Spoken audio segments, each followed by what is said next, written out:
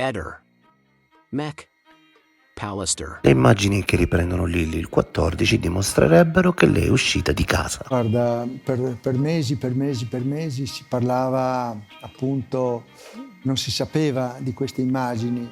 Per fortuna sono venute fuori, anche perché tanti dicevano che non è mai uscita di casa. Ma quello che a me ricordo che quando sono ritornato a casa, la casa era sistemata, i letti erano fatti, tutto era pulito, tutto. Lei non usciva se non era niente. Lei camminava sempre così, infatti quando andavamo insieme fuori io cammino un po' più lento e allora ogni tanto si fermava, mi aspettava. Andiamo al dunque. Tu avresti detto a un'albergatrice che Liliana è morta per un incidente e poi però hai detto che sto dicendo, sono confuso, non è vero. Assolutamente, mi ricordo bene questa discussione che comunque lei era veramente molto alterata, molto così, che mi ha molto sorpreso. E io gli ho detto, guarda, evidentemente per conto mio, probabilmente è successo un incidente, probabilmente qualcuno l'ha incontrata. Io ho pensato... Quindi è vero che hai detto che è stato un incidente, anche se qui non stai più dicendo, che poi hai smentito dicendo che eri confuso. Certo che gli ho detto, però non gli ho detto, gli ho spiegato anche il perché. Perché qualcuno magari l'ha incontrata, l'ha fermata e magari lei ha preso paura, qualcosa. Questo l'abbiamo già detto in tantissime trasmissioni, in tantissime interviste. Stai cercando di nuovo di salvarti in calcio d'angolo, quindi adesso stai mettendo giù la cosa come se una tua valutazione, quella dell'incidente, e non più la narrazione di un fatto realmente accaduto. Quindi Sebastiano, l'idea dell'incidente era solo una cosa che proveniva dal tuo cuore? Non col mio, è quello che gli ho detto anche io a lei, cioè lei va molto avanti con la sua immaginazione, con le sue cose, evidentemente ha le sue idee. Adesso parliamo di un anno dopo, 2 anni dopo, non è che parliamo quel giorno là. In Qual era tante la tua interviste teoria? che sono state fatte si parla che Liliana sia morta per scompenso cardiaco, perché per una paura, per un qualcosa. E io più di una volta ho sostenuto che molto probabilmente avrà incontrato qualcuno durante il suo percorso. Io ho immaginato sul momento che, visto l'agitazione di Sterpin qua e là, e visto la telefonata di 16 minuti che si sono detti il giorno prima, evidentemente qualcosa deve essere successo. Dopo quanto tempo hai detto questa cosa all'albergatrice? Io penso un anno e mezzo fa. Passa. Madonna. Claudio, adesso qualcuno sta iniziando a proporre delle nuove testimonianze, come se il mostro facesse meno paura di prima e si ha il coraggio di uscire allo scoperto. Io penso di sì e spero che ognuno si metta una mano sulla coscienza, se ce l'hanno, chi ce l'ha una coscienza, sarebbe ora che si mette la mano sopra e che dica quello che sa. Vale per tutti. È solo la paura a far star la gente zitta? Anche il fatto di non voler apparire, per esempio, cioè ognuno di noi ragiona a modo suo, giusto? Almeno è l'unica cosa che l'uomo ha.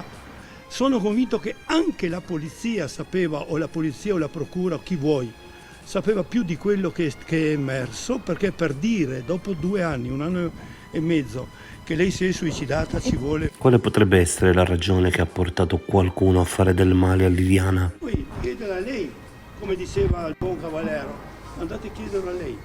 Forse neanche lo sapeva lei, pensa a te. È solo la paura a far star la gente zitta? Possono avere paura, possono avere menefreghismo, che è anche quella.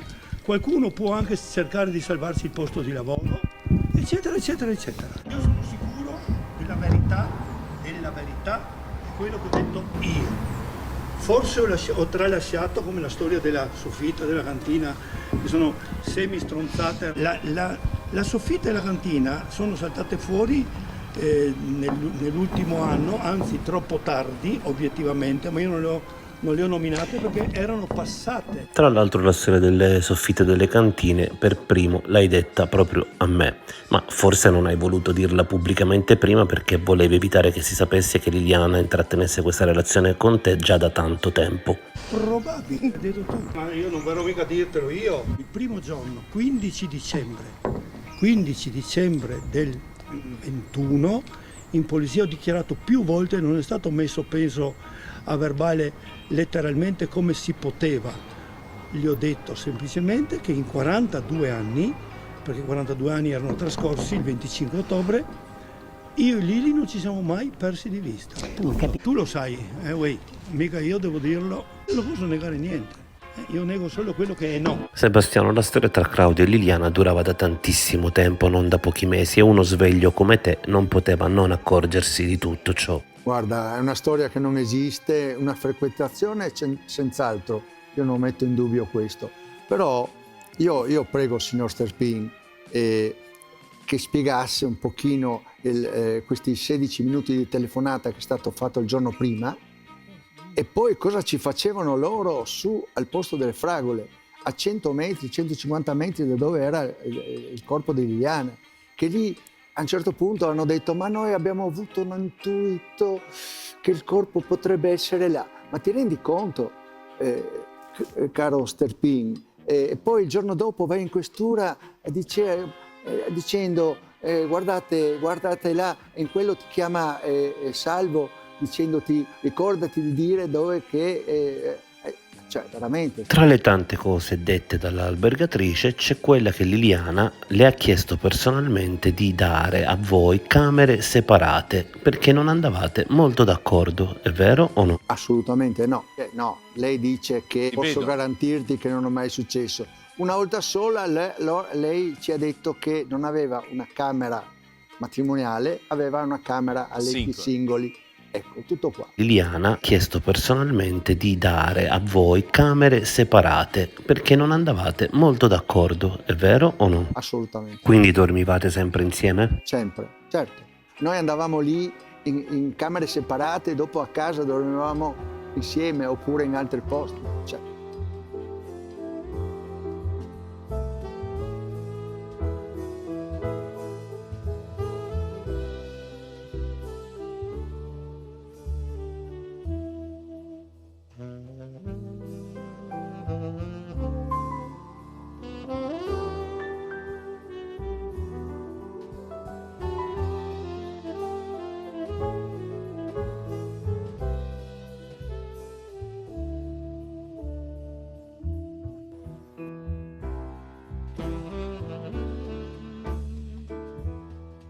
Ehi, non dimenticare di iscriverti a questo canale.